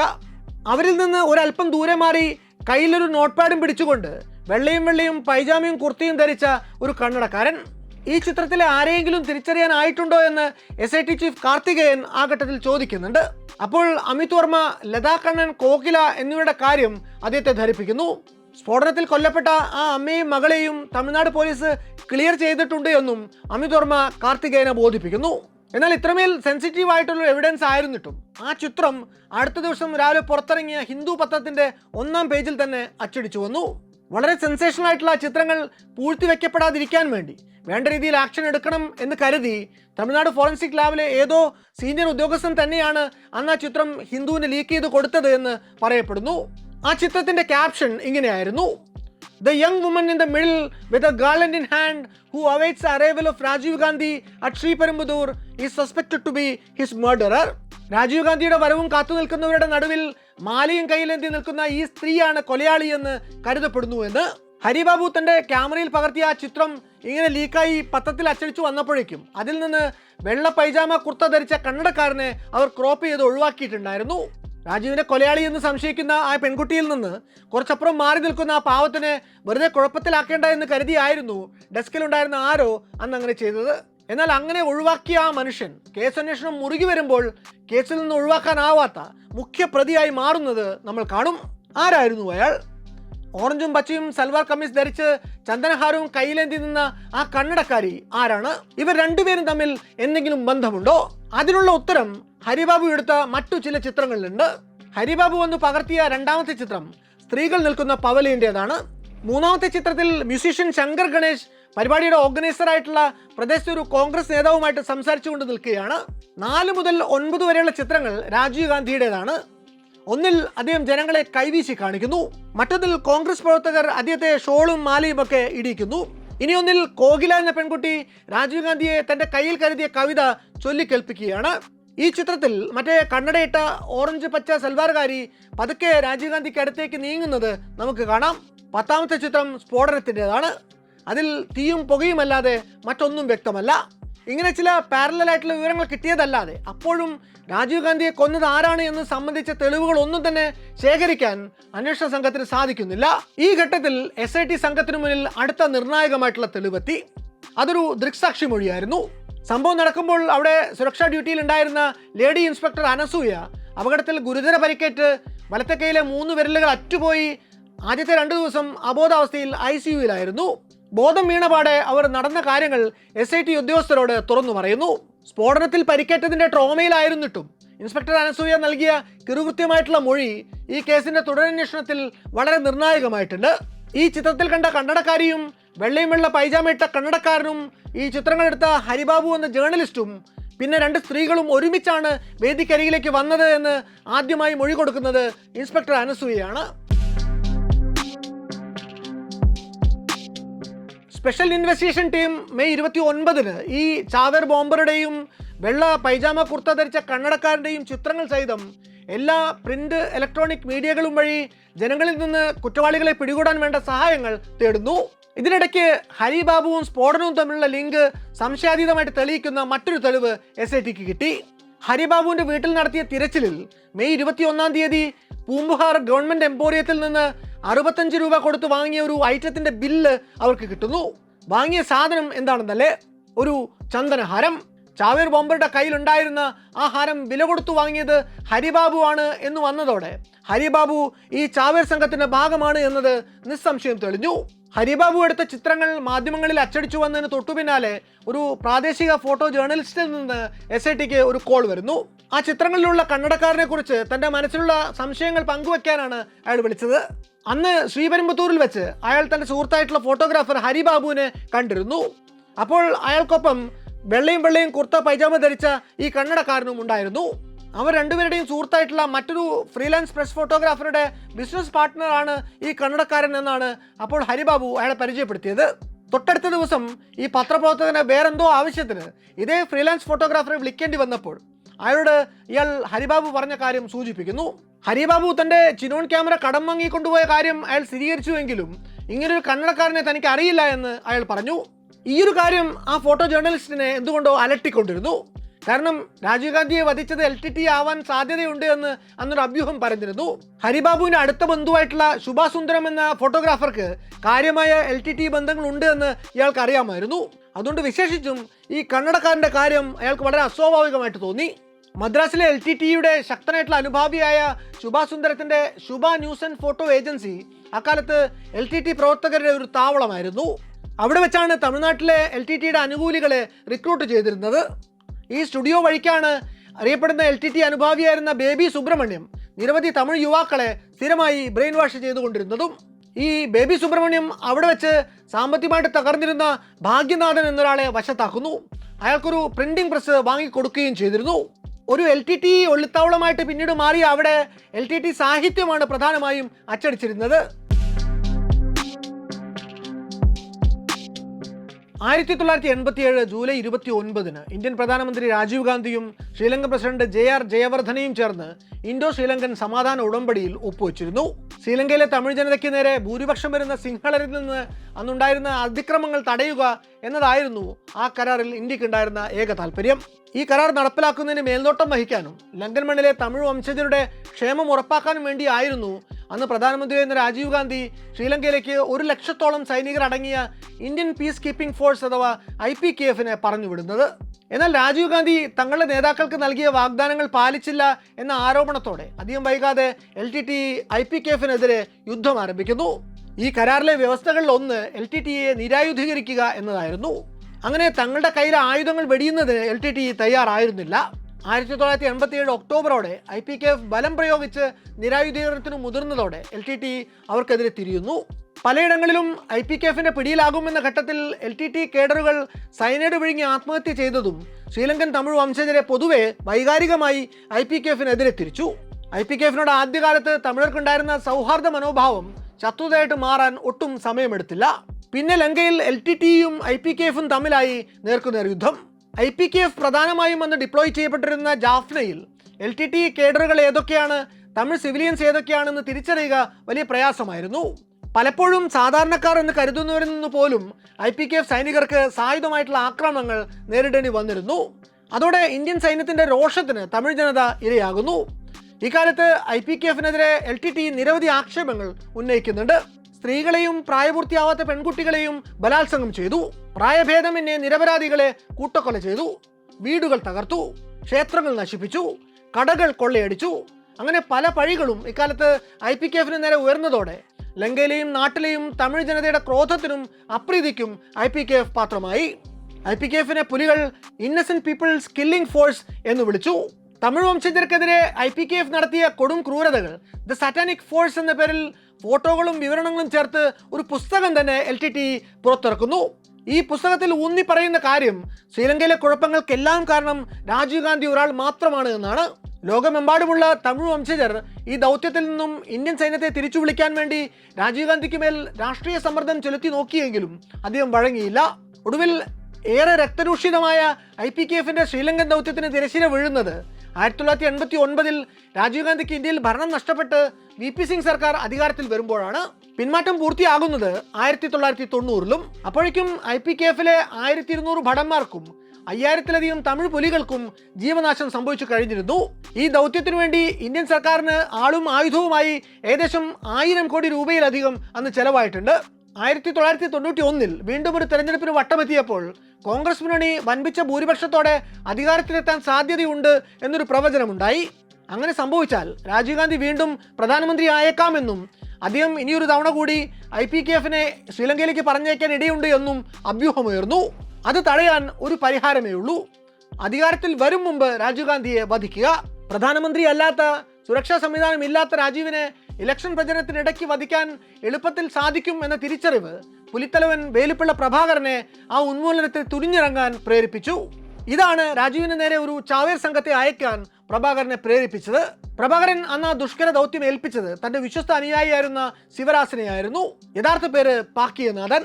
രഘുവരൻ എന്നൊരു പേരും അയാൾക്കുണ്ടായിരുന്നു. ഒരു കണ്ണില്ലാതിരുന്ന ശിവരാസനെ മറ്റു പുലികൾ വിളിച്ചിരുന്നത് ഒറ്റക്കണ്ണൻ എന്നായിരുന്നു. പൊട്ടു അമ്മനാണ് ഈ ദൗത്യത്തിന് ചുക്കാൻ പിടിക്കാൻ വേണ്ടി ശിവരാസന്റെ പേര് പ്രഭാകരൻ നിർദ്ദേശിക്കുന്നത്. കൂടെ LTTയുടെ എക്സ്പ്ലോസീവ് സ്പെഷ്യലിസ്റ്റ് ആയിരുന്ന ശ്രീഹരൻ എന്ന മുരുകനും ഉണ്ടായിരുന്നു. മദ്രാസിൽ അന്ന് താമസമുണ്ടായിരുന്ന LTT സ്ലീപ്പർ സെൽ ഓപ്പറേറ്റീവുകളായിരുന്ന സുബ്രഹ്മണ്യനും മുത്തുരാജയും ഈ പദ്ധതിയിൽ അവരെ സഹായിക്കാൻ നിയോഗിക്കപ്പെട്ടു. LTT അനുഭവമുള്ള തമിഴ് സർക്കിളുകളിൽ നേരത്തെ പരിചയമുണ്ടായിരുന്ന ഭാഗ്യനാഥനും ഈ ദൗത്യത്തെക്കുറിച്ച് അറിവുണ്ടായിരുന്നു. ഭാഗ്യനാഥന്റെ കുടുംബവുമായും അടുപ്പമുണ്ടായിരുന്ന മുരുകന് അയാളുടെ സഹോദരി നളിനിയുമായി ഒരു പ്രണയബന്ധവും ഉണ്ടായിരുന്നു. മുരുകൻ വഴി LTT അനുഭാവിയാകുന്ന നളിനി സാത്താനിക് ഫോഴ്സ് അടക്കമുള്ള LTT ലഘുലേഖകൾ വായിച്ചതോടെ ബ്രെയിൻ വാഷ്ഡായി ഒരു കടുത്ത രാജീവ് വിരോധിയായി മാറി. ഈ രഹസ്യ ഓപ്പറേഷനോട് സഹകരിക്കാൻ അതോടെ നളിനി തയ്യാറാവുന്നു. സുഭാഷ് സുന്ദരത്തിന്റെ ന്യൂസ് ഏജൻസിയിൽ സ്ഥിരമായി വന്നിരുന്ന ഫ്രീലാൻസ് യുവ ഫോട്ടോഗ്രാഫറായിട്ടുള്ള ഹരിബാബുവും ഒരു LTT അനുഭാവിയായിരുന്നു. തമിഴ്നാട്ടിൽ പ്രസ്ഥാനത്തിനു വേണ്ടി ഫോട്ടോകൾ എടുത്തിരുന്ന അയാളെയും ശിവരാസൻ തന്റെ സംഘത്തിൽ ചേർക്കുന്നു. ശിവരാസന്റെ നാട്ടുകാരനായ ജയകുമാരൻ എന്നൊരു LTT-കാരന്റെ ഭാര്യ സഹോദരനായിട്ടുള്ള അറിവ് എന്ന പേരറിവാളൻ അന്ന് പോരൂരിൽ താമസിച്ചിരുന്നു. കമ്പ്യൂട്ടർ സയൻസ് ഡിപ്ലോമക്കാരനായ അയാൾക്ക് ഇലക്ട്രോണിക്സിലും നല്ല പരിജ്ഞാനമുണ്ടായിരുന്നു. ഈ സംഘത്തിനു വേണ്ടി അവർ പറഞ്ഞൊരു ബാറ്ററി വാങ്ങി നൽകുക മാത്രമാണ് താൻ ചെയ്തത് എന്ന് പേരറിവാളനും, അല്ല ഈ IED ബെൽറ്റ് ബോംബ് സെറ്റ് ചെയ്തതിൽ പേരറിവാളിന് പങ്കാളിത്തമുണ്ടായിരുന്നുവെന്ന് അന്വേഷണ സംഘവും പിന്നീട് ഒരുപോലെ പറയുന്നുണ്ട്. എന്തായാലും ഈ ഒരു ആരോപണത്തിന്റെ പേരിൽ സുദീർഘകാലം കാരാഗ്രഹവാസം അനുഷ്ഠിച്ചുകൊണ്ടിരുന്ന പേരറിവാളൻ ഒടുവിൽ കുറ്റവിമുക്തനായി പുറത്തിറങ്ങുകയുണ്ടായി. അധികം വൈകാതെ LTT-യിലെ നിഴൽപ്പടയിലെ 2 പെൺപുലികൾ ഈ ദൗത്യത്തിനു വേണ്ടി ശ്രീലങ്കയിൽ നിന്ന് മദ്രാസിലെത്തി ശിവരാസന്റെ സംഘത്തോട് ചേരുന്നു. ഗായത്രി എന്ന പേരിൽ അറിയപ്പെട്ടിരുന്ന തനുവും ശുഭ എന്നറിയപ്പെട്ടിരുന്ന ശാലിനിയുമായിരുന്നു മനുഷ്യബോംബായി പ്രവർത്തിക്കാൻ വേണ്ടി എത്തിച്ചേർന്നത്. അപ്പോഴും രാജീവിനെ വധിക്കുന്നത് എങ്ങനെയാണെന്ന് ശിവരാസന് മാത്രമേ ആ സംഘത്തിൽ അറിവുണ്ടായിരുന്നുള്ളൂ. LTT-യുടെ പ്രവർത്തന ശൈലി അനുസരിച്ച് സംഭവം വീഡിയോയിലും ക്യാമറയിലും പകർത്തണമെന്ന് പ്രഭാകരൻ നിർദ്ദേശിച്ചിരുന്നു. കൂടാതെ പാളിച്ചകൾ ഒഴിവാക്കാൻ ട്രയൽ റൺ നടത്തണമെന്നും പുലിത്തലവൻ നിർദ്ദേശിച്ചു. അതനുസരിച്ച് 1991 ഏപ്രിൽ 18 രാജീവ് ഗാന്ധിയുടെ മദ്രാസിലെ മെറീന ബീച്ചിൽ നടന്ന ആദ്യത്തെ തെരഞ്ഞെടുപ്പ് പ്രചാരണ യോഗത്തിൽ ശിവരാസനും തനുവും പങ്കെടുത്തു. പക്ഷെ അന്ന് രാജീവിന്റെ അടുത്തെത്താൻ അവർ ശ്രമിച്ചില്ല. ഇതിന്റെ ഫോട്ടോയും വീഡിയോയും ഒക്കെ അന്ന് അവർ പകർത്തി. രാജീവിന്റെ സുരക്ഷാ സംവിധാനത്തെക്കുറിച്ച് ഒരു ഏകദേശ ധാരണ ഇതിൽ നിന്ന് ശിവരാസന് ലഭിച്ചു. മെയ് 9 ആർക്കോണത്ത് തിരുവള്ളൂരിൽ VP സിംഗും കരുണാനിധിയും പങ്കെടുത്ത തെരഞ്ഞെടുപ്പ് യോഗത്തിലും ഒരു ട്രയൽ റൺ ഇവർ നടത്തി. ഇത്തവണ VP സിംഗിന്റെ അടുത്തെത്തി മാലയിട്ട് കാലിൽ തൊട്ട് നമസ്കരിക്കാൻ തനുവിന് സാധിച്ചു. അങ്ങനെ വിജയകരമായി ഡ്രൈ റൺ കൂടി പൂർത്തിയാക്കിയ ശേഷം സ്ഫോടക വസ്തു വിദഗ്ധനായ ശിവരാസന്റെ മേൽനോട്ടത്തിൽ വധത്തിന് ഉപയോഗിക്കേണ്ട ആയുധമായ സൂയിസൈഡ് വെസ്റ്റ് തയ്യാറാക്കപ്പെട്ടു. അതിനു പിന്നാലെയാണ് പെരുമ്പതൂരിൽ ചാവേർ ബോംബിംഗ് അരങ്ങേറുന്നത്. ഈ നളിനിയിലേക്കും മുരുകനിലേക്കുമൊക്കെ SIT എത്തുന്നത് വളരെ യാദൃച്ഛികമായിട്ടാണ്. തമിഴ്നാട് പോലീസ് തഞ്ചാവൂർ പരിസരത്ത് നടത്തിയ ഒരു റൂട്ടീൻ കോമ്പിങ്ങിനിടയ്ക്ക് ശങ്കർ കോണേശ്വരൻ എന്നൊരു ശ്രീലങ്കൻ തമിഴ് വംശജനെ പോലീസ് കസ്റ്റഡിയിലെടുക്കുന്നു. പരസ്പര വിരുദ്ധമായിട്ടുള്ള മൊഴികൾ നൽകിയതിൻ്റെ പേരിലാണ് പോലീസ് അന്ന് അയാളെ പൊക്കിയത്. അയാളുടെ കയ്യിലെ ഒരു കുഞ്ഞു ഡയറിയിൽ 2 പേരുടെ നമ്പർ ഉണ്ടായിരുന്നു. ഒന്ന് ഒരു നളിനിയുടെ, 2 ഒരു ദാസിന്റെ. ഇതിൽ നളിനി ജോലി ചെയ്തിരുന്നത് ആനബോണ്ട് സിലിക്കൺ എന്നൊരു കമ്പനിയിലാണ്. ഈ ഡയറിയിലെ വിവരങ്ങൾ പോലീസിനെ നളിനി ജോലി ചെയ്യുന്ന സ്ഥാപനത്തിലേക്ക് എത്തിക്കുന്നു. പക്ഷേ പിന്നാലെ CBI അന്വേഷിച്ച് വന്നപ്പോഴേക്കും നളിനി അവിടെ വിട്ടിരുന്നു. LTT സംഘം പിന്നീട് രക്ഷപ്പെടാനുള്ള നെട്ടോട്ടത്തിലായിരുന്നു. നളിനി, മുരുകൻ, ശിവരാസൻ, ശുഭ എന്നിവരടങ്ങിയ സംഘം തിരുപ്പതിയിലേക്ക് പോകുന്നു. അപ്പോഴേക്കും സകല പത്രങ്ങളിലും ഇവരുടെയൊക്കെ ചിത്രങ്ങൾ വന്നു കഴിഞ്ഞിരുന്നു. തുടർന്നുള്ള ദിവസങ്ങളിൽ നളിനിയുടെ സഹോദരൻ ഭാഗ്യനാഥൻ, റോബർട്ട് പയസ്, പേരറിവാളൻ എന്നിങ്ങനെ പലരും അറസ്റ്റ് ചെയ്യപ്പെടുന്നു. ഭാഗ്യനാഥനും സഹോദരി നളിനിയുമൊക്കെ ചിത്രത്തിലേക്ക് വന്നിട്ടും LTT ആംഗിൾ സ്ഥിരീകരിക്കാൻ അപ്പോഴും SITക്ക് സാധിച്ചിരുന്നില്ല. അതിനിടയ്ക്ക് വീണ്ടും SITയെ ഭാഗ്യം തുണച്ചു. ഈ ശങ്കർ കോണേശ്വരിൽ നിന്ന് കിട്ടിയ വിവരത്തിന്റെ അടിസ്ഥാനത്തിൽ തിരുത്തുറൈപ്പൂണ്ടി എന്ന സ്ഥലത്ത് വെച്ച് SIT ട്രാക്കിംഗ് ടീം ഒരു സ്മഗ്ലറെ അറസ്റ്റ് ചെയ്യുന്നു. അയാൾ ഈ വെള്ളയും കുർത്ത ധരിച്ച പൈജാമ ധരിച്ച കന്നഡക്കാരനെ LTT കേഡറായിട്ടുള്ള ശിവരാസൻ എന്ന് ഐഡന്റിഫൈ ചെയ്യുന്നു. ഈ ശിവരാസൻ ഒരു ഒറ്റക്കണ്ണനാണ് എന്നൊരു നിർണായക വിവരവും ഇയാളിൽ നിന്ന് SITക്ക് കിട്ടുന്നു. തുടർന്ന് SIT നടത്തിയ അന്വേഷണങ്ങളിലാണ് ഈ ചാവേർ ബോംബർക്കും ഒറ്റക്കണ്ണൻ ശിവരാസനും ക്യാമറമാൻ ഹരിബാബുവിനും ഒപ്പം വന്ന 2 സ്ത്രീകളിൽ ഒരാൾ ഈ നളിനി തന്നെയാണ് എന്ന് സ്ഥിരീകരിക്കപ്പെടുന്നു. നളിനിയും ശുഭയും പിന്നീട് സ്ത്രീകളുടെ പവലിയനിലെ ഫോട്ടോയിൽ നിന്ന് പലരും തിരിച്ചറിയുകയും ചെയ്യുന്നു. നളിനിയും ദാസ് എന്നറിയപ്പെടുന്ന മുരുകനും ചേർന്ന് അപ്പോഴേക്കും പോലീസ് അറസ്റ്റ് പേടിച്ച് നാട് വിട്ടിരുന്നു. SIT ഇവരെ 2 പേരെയും പിടികൂടാൻ വേണ്ടി വിമൻസ് പവലിൽ നിന്നെടുത്ത ചിത്രം ബ്ലോ അപ്പ് ചെയ്തതും മുരുകന്റെ ഒരു കമ്പ്യൂട്ടർ ജനറേറ്റഡ് ചിത്രവും ചേർത്ത് പത്രങ്ങളിൽ വാണ്ടഡ് പരസ്യങ്ങൾ നൽകി. അതോടെ നളിനിക്കും മുരുകനും മേൽ പോലീസിന്റെ കുരുക്കു മുറുകി. മെയ് 24 തനുവിന്റെ ചിത്രം പുറത്തു വന്നതോടെ അവർ ചെറുതായിട്ടൊന്ന് പരിഭ്രമിക്കുന്നു. നളിനിയുടെയും മുരുകന്റെയും ചിത്രങ്ങൾ പുറത്തു വന്നതിന് പിന്നാലെ ജൂൺ 14 പാതിരാത്രിയോടെ അവർ പോലീസ് പിടിയിലായി. അറസ്റ്റിലാകുമ്പോൾ നളിനി മുരുകനിൽ നിന്ന് 2.5 മാസം ഗർഭിണിയായിരുന്നു. അപ്പോഴും ഒറ്റക്കണ്ണൻ ശിവരാസനും സുബയും അടങ്ങുന്ന സംഘം തമിഴ്നാട്ടിലെ LTTയുടെ ഒരു സേഫ് ഹൗസിനുള്ളിൽ ഒളിവിലായിരുന്നു. പല രഹസ്യ സങ്കേതങ്ങളിൽ നിന്നും അതിനിടയ്ക്ക് അന്വേഷണ സംഘത്തിന് പല നിർണായക രേഖകളും കിട്ടുന്നുണ്ടായിരുന്നു. അക്കൂട്ടത്തിൽ ഒന്ന് ശിവരാസനെ കുറിച്ചുള്ളതാണ്. അന്വേഷണ സംഘത്തിന് ലഭിച്ച രേഖകളിൽ നിന്ന് ജാഫ്നയിൽ ശ്രീലങ്കൻ നാവികസേനയുമായിട്ട് ഏറ്റുമുട്ടി കൊല്ലപ്പെട്ട മുതിർന്ന LTT കടൽപുലി ക്യാപ്റ്റൻ മോറിസിന്റെ മൃതദേഹം പുലികൾക്ക് അഭിവാദ്യം അർപ്പിക്കാൻ വെച്ച ചടങ്ങിൽ അതിന്റെ ഫോട്ടോയിൽ ചുമലിൽ AK-47 തോക്ക് തൂക്കിയിട്ട് ലുങ്കി ധരിച്ചു നിൽക്കുന്ന ശിവരാസനെ കാണാമായിരുന്നു. ഈ ഫോട്ടോ പുറത്തു വന്നതോടെ രാജീവ് ഗാന്ധി വധത്തിൽ LTTക്കുള്ള പങ്ക് നിസ്സംശയം തെളിയിക്കപ്പെട്ടു. പിന്നീട് ശിവരാജന്റെ വേഷം മാറിയുള്ള 1 ഡസൻ ഫോട്ടോകൾ എല്ലായിടത്തും പോസ്റ്റർ രൂപത്തിൽ പ്രചരിച്ചു. രാജീവ് ഗാന്ധിയുടെ വധത്തിൽ ശ്രീലങ്കൻ തമിഴർക്ക് പങ്കുണ്ട് എന്ന വാർത്ത പരന്നതോടെ ശ്രീലങ്കൻ തമിഴരെ ആളുകൾ സംശയദൃഷ്ടിയോടെ കാണാൻ തുടങ്ങിയത് ശിവരാജനും കൂട്ടാളികൾക്കും പുറത്തിറങ്ങാൻ വയ്യാത്തത്ര പ്രതിബന്ധങ്ങൾ സൃഷ്ടിച്ചു. 3 മാസത്തോളം നീണ്ടുനിന്ന ഓട്ടത്തിനൊടുവിൽ ശിവരാജനടങ്ങുന്ന 7 അംഗ സംഘം ഒരു എണ്ണ ടാങ്കറിനുള്ളിൽ ഒളിച്ചിരുന്ന് യാത്ര ചെയ്ത് ബാംഗ്ലൂരിൽ എത്തിപ്പെടുന്നു. എന്നാൽ SIT കമാൻഡോ സംഘം പിന്നാലെ മണം പിടിച്ച് ബാംഗ്ലൂരിലും എത്തുന്നു. പക്ഷേ ബാംഗ്ലൂരിലെ ഇന്ദിരാനഗറിൽ നടന്ന ഒരു കമാൻഡോ ഓപ്പറേഷനിൽ 2 LTTക്കാർ സൈനൈഡ് വിഴുങ്ങുന്നു. ആന്റിഡോട്ട് നൽകിയെങ്കിലും അവർ മരണമടയുന്നു. അതോടെ ജീവനോടെ ശിവരാജനെ പിടിക്കുന്ന കാര്യം ഏറെക്കുറെ അസാധ്യമാണ് എന്ന് ട്രാക്കിംഗ് ടീമിന് തോന്നി തുടങ്ങുന്നു. ബാംഗ്ലൂരിൽ കുറച്ചുപേർക്ക് താമസ സ്ഥലം ഏർപ്പെടുത്തിയ ഒരാളെ കുറിച്ച് അതിനിടയ്ക്ക് അന്വേഷണ സംഘത്തിന് അറിവ് കിട്ടുന്നു. രംഗനാഥൻ എന്നായിരുന്നു അയാളുടെ പേര്. അയാളുടെ ഭാര്യയെ ചോദ്യം ചെയ്തപ്പോൾ ഒരു കൂട്ടം ആളുകൾ കൊനാനകുണ്ട എന്ന സ്ഥലത്ത് അവർ ഏർപ്പാടാക്കി വീട്ടിൽ താമസിക്കുന്നതായി വിവരം ലഭിച്ചു.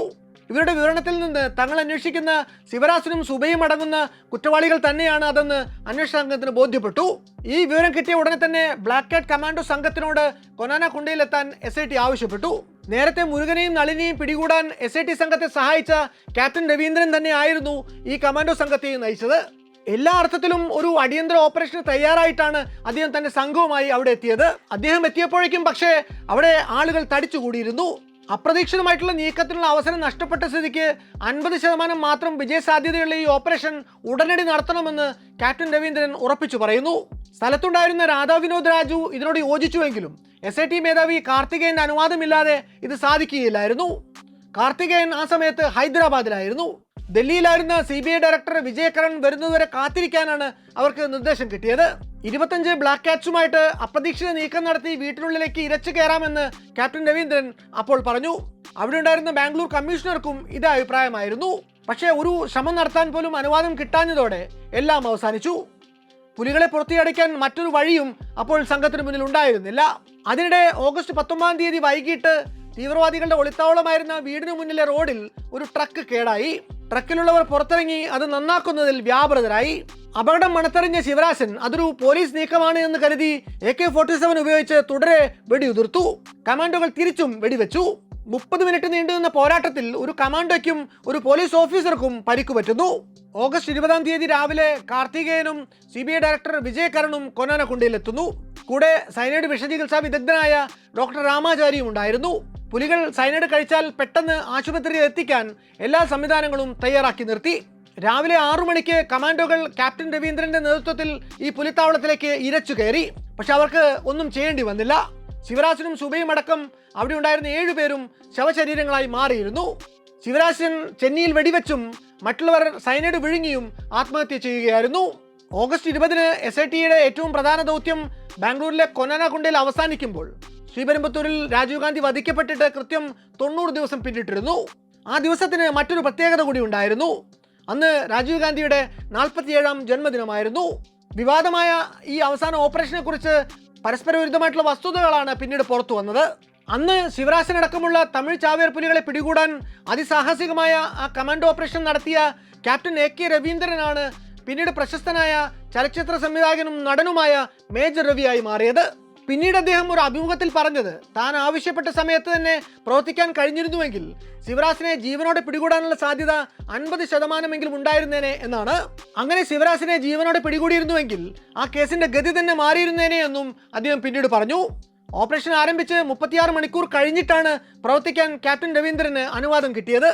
അപ്പോഴേക്കും നേരമേറെ വൈകിയിരുന്നു. കാർത്തികേയന്റെ അന്നത്തെ തീരുമാനമാണ് ദുരന്തമായത് എന്നതിൽ ഇപ്പോഴും മേജർ രവി ഉറച്ചു നിൽക്കുന്നു.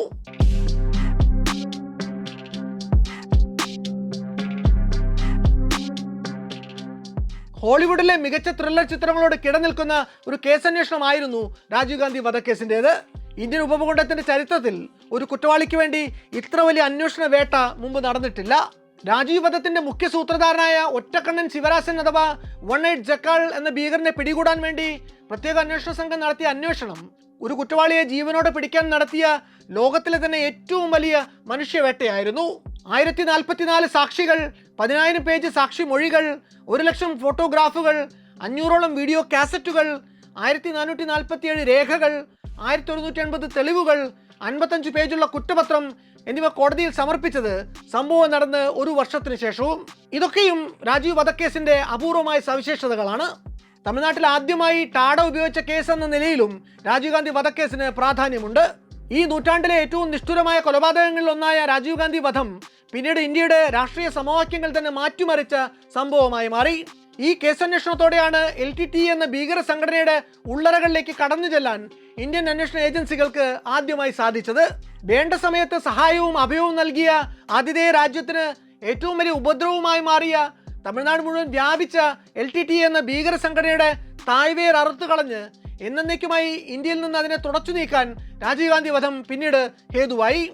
കണ്ണിന് പകരം കണ്ണ് എന്ന LTTയുടെ നയത്തിനും അധിക നാൾ പിന്നീട് ഈ ഭൂമിയിൽ തന്നെ ആയുസ്സുണ്ടായില്ല. രാജീവ് ഗാന്ധിയെ വധിക്കാൻ ഉത്തരവിട്ട വേലുപ്പിള്ള പ്രഭാകരൻ ശ്രീലങ്കൻ പട്ടാളത്തിന്റെ വെടിയേറ്റ് കൊല്ലപ്പെട്ടു.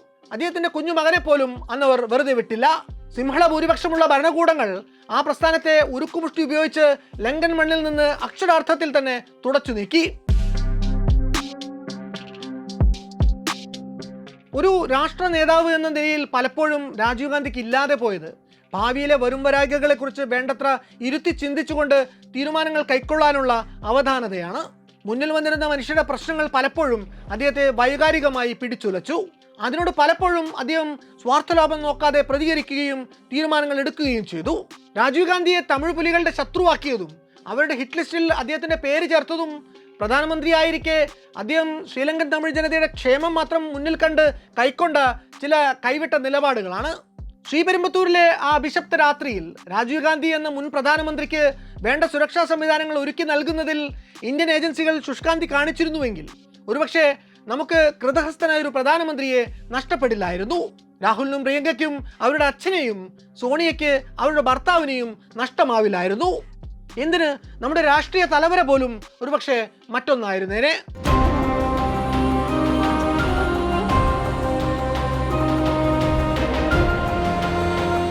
മറ്റൊരു വല്ലാത്ത കഥയുമായി ഇനിയും വരാം.